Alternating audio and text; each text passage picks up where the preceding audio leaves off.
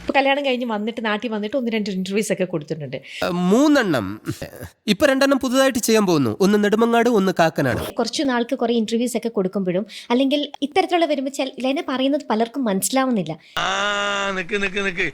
ഏത് റൂട്ടിലേക്കാ വണ്ടി തിരിക്കണേന്ന് എനിക്കിപ്പോ മനസ്സിലായി.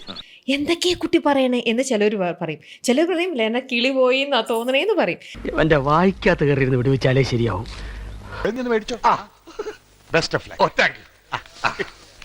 ചിലർ പറയും, ചിലർക്ക് അത് ഒരു രീതിയിലും ഡൈജസ്റ്റ് ചെയ്യാത്ത വണ്ണം. ഇങ്ങനെയൊക്കെ പലർക്കും പലരുടേതായിട്ടുള്ള അവരുടെ വേർഷൻസ് പലതും ആയിരിക്കാം. എനിക്ക് ചൊറിഞ്ഞ് വരുന്നുണ്ട് കേട്ടോ.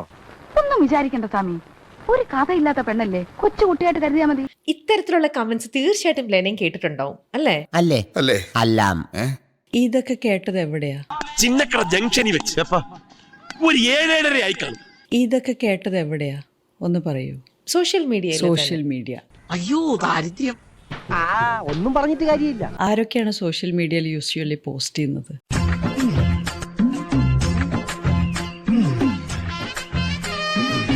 അങ്ങോട്ട് കൊടുക്കുമാരേട്ടാ.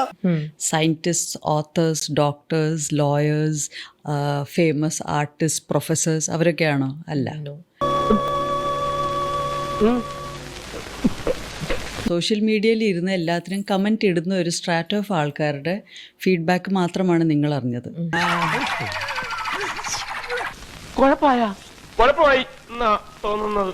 ഞാൻ അറിഞ്ഞത് fighter pilots, astronauts, scientist, writers, ഭയങ്കര വേറെ മേഖലകളിൽ വർക്ക് ചെയ്യുന്ന ഒരുപാട് ആൾക്കാർ. സാരല്ല, ഞാൻ മാത്രമേ കണ്ടുള്ളൂ. Thank you for writing such a book. ഈ ബുക്ക് വായിച്ചിട്ട് ഇൻ്റർവ്യൂസ് കണ്ടിട്ട് അവരുടെ ലൈഫ് മാറി എന്ന് പറഞ്ഞിട്ട്. ഇത് വടി കൊടുത്ത് അടി വാങ്ങുന്ന പരിപാടിയാണല്ലോ ബാബു. എൻ്റെ book the autobiography of God all India Amazon national best seller ലിസ്റ്റിലെത്തി.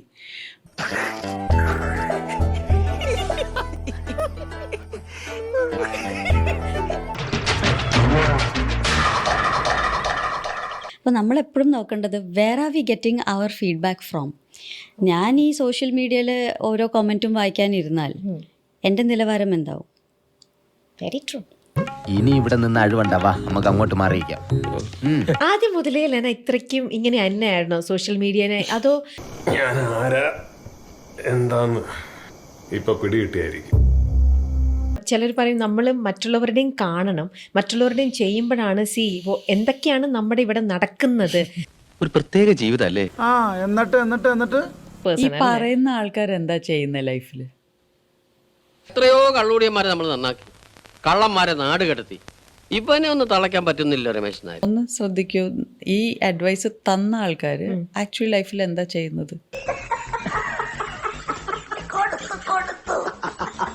എനിക്കിതാണ് ശരി. സോ ഞാൻ ഈ റൂട്ടിൽ കൂടിയാണ് പോണത്. സോ നിങ്ങളും ഇതേ റൂട്ടിൽ കൂടെ തന്നെ വരൂ.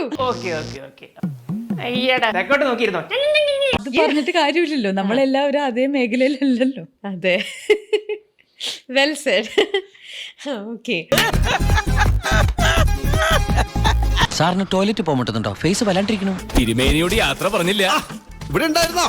പിന്നെ ഞങ്ങൾ അങ്ങോട്ട് പോയിട്ട് അടുത്ത ശനിയാഴ്ച വരാമെന്നില്ല. ചാടി എഴുന്നേറ്റ് പഞ്ചായത്ത് ഗ്രൗണ്ട് വഴി 2 റൗണ്ട് ഓടി ഒന്ന് പോണം.